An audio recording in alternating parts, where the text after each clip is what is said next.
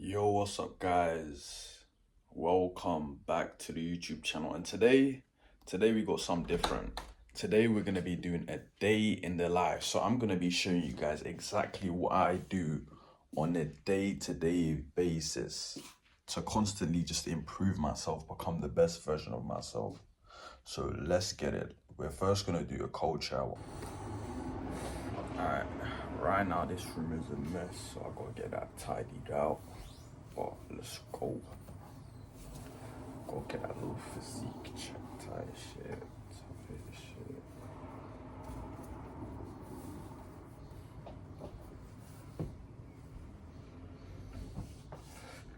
Yeah, I can't lie, not too bad. Not too tight shit.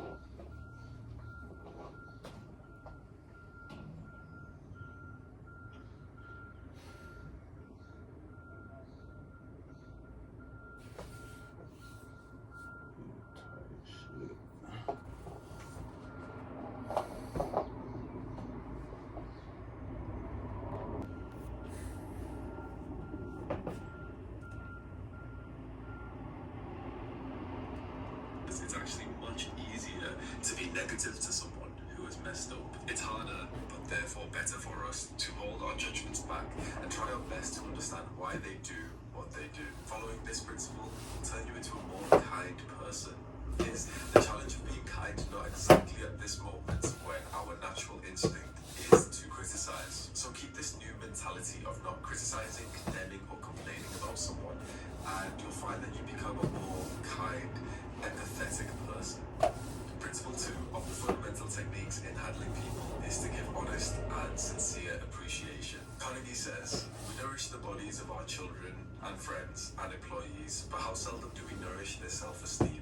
We neglect to give them kind words of appreciation that would sing in their memories for years, like the music of the morning stars. He mentions Charles Schwab, president of the United States Steel Company in 1921, who said, I have yet to find the person who did not do better work and put forth greater effort under a spirit of approval than he would ever do under a spirit of criticism.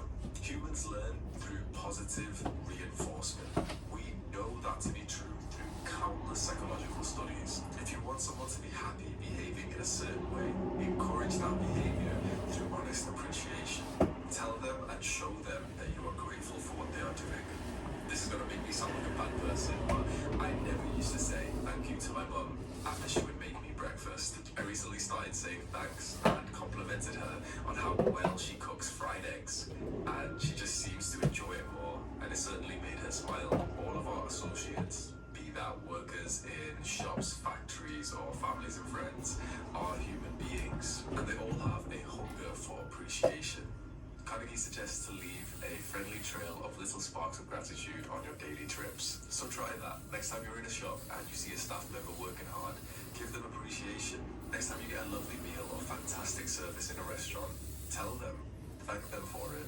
You'll be spreading positivity around your community, and I bet that person will smile all the time. The third and final principle of the fundamental techniques in handling people is to arouse in the other person an ego want. Carnegie says, tomorrow you may want to persuade someone to do something. Before you speak, pause and ask yourself, how can I make this person want to do it? He mentions a quote from Henry Ford as some of the best relationship advice he's ever heard. If there is any one secret of success, it lies in the ability to get the other person's point of view and see things from that person's angle as well as from your own. Instead of discussion or threat when a young child was protesting about going to kindergarten, a member of Dale Carnegie's course tried something different. He and his wife started finger painting and having lots of fun whilst telling his child about all of the things he would get to enjoy in kindergarten. This principle is all about motivating the other person. Put yourself in their shoes and think about their desires. What do they want? Arousing an ego want is very important in business. This is why Alright, just tidied up a little bit and it's time to hit the cold shower. Let's go. to be a good conversationalist, be an attentive listener. To be interesting, be interested. Ask questions that the other person will enjoy answering. Encourage them to talk about themselves and their accomplishments. He mentions Edward Bok, a Dutch immigrant boy living in poverty. He had nothing to his name, but he began corresponding with really famous people. How did he do that? By encouraging them to talk about themselves.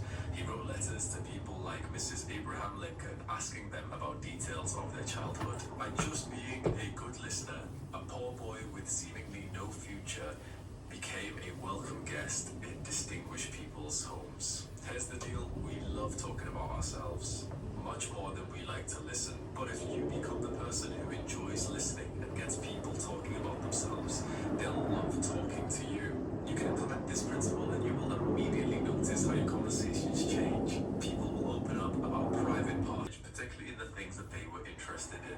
Roosevelt admitted his secrets. He would stay up late and read up on the subjects that he knew his guests were interested in. In Carnegie's words, for Roosevelt knew, as all leaders know, that the royal road to a person's heart is to talk about the things that he or she treasures most. I have some advice on implementing this principle, and this is my exact method on how I perform outstandingly in job interviews. Before the interview or even the initial phone call, I always do extra research on the company and the recruiter. You can always find what they're interested in online, and when you mention it in the interview, they're impressed. They appreciate the fact that you took the time to research them and get a bit more knowledge on what they are interested in. Implementing this principle is a surefire way of never running out of things to talk about. If you focus on their interests and use the previous principle of being a good listener and encouraging them to talk about themselves, you won't have to talk much at all.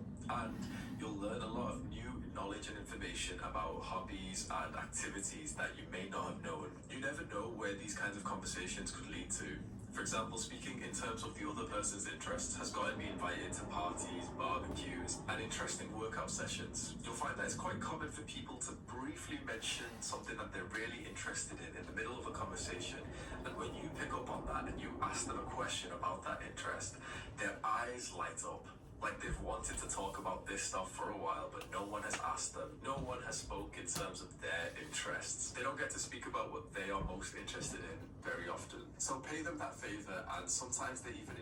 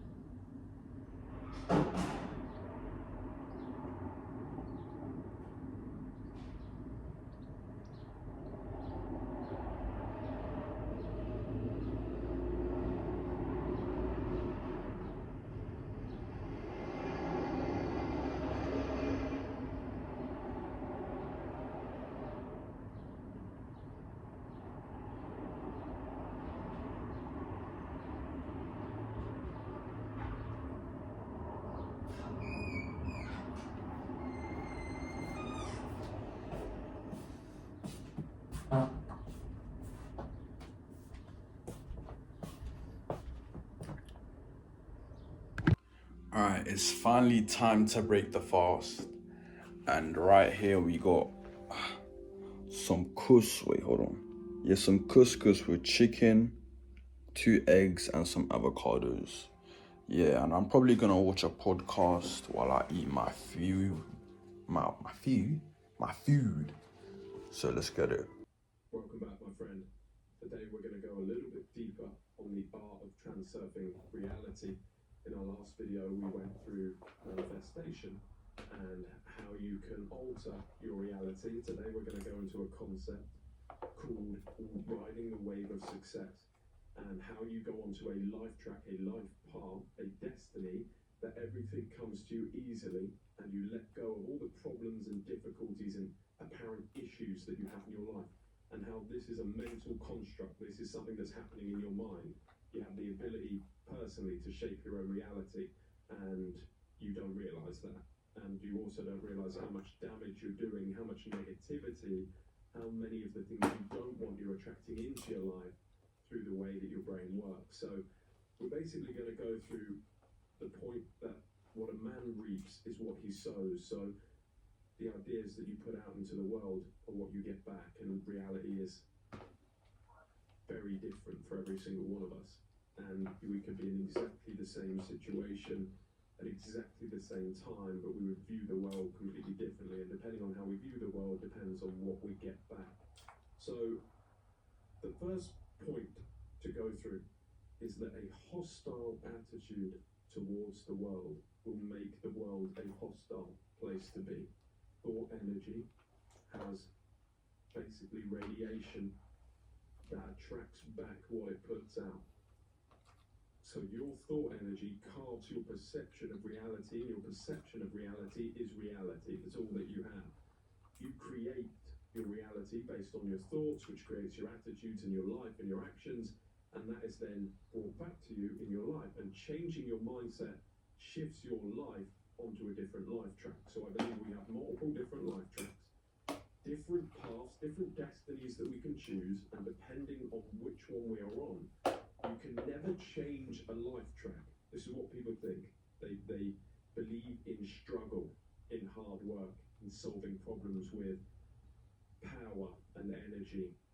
They need to battle through and get over obstacles where it's basically, you can think about it like this. Let's imagine I've got 10 life paths in front of me, 10 destinies that I can choose. If I'm on destiny number one, where I'm thinking negatively, and I'm battling every problem that comes into my life, this is like a very hard to drive down road. This is a road full of potholes and bumps and rivers going through it and volcano and fire and all these things. Very, very difficult to go down this path. And even if I make it slightly down this path, I can't change the fact that the road is destroyed.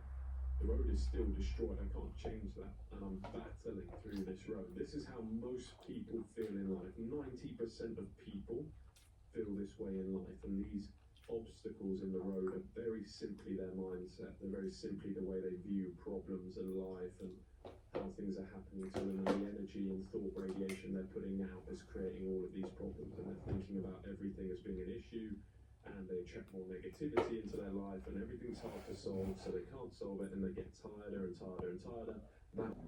Yo, guys. Right now, just getting some rest and shit. I gotta go eat again because I'm bulking right now, but this is the price for greatness at the end of the day. It's you either have two options in life. You wanna be great or mediocre. Choose your pain. Alright. Thank you for watching my vlog. I appreciate every single one of you guys. Peace.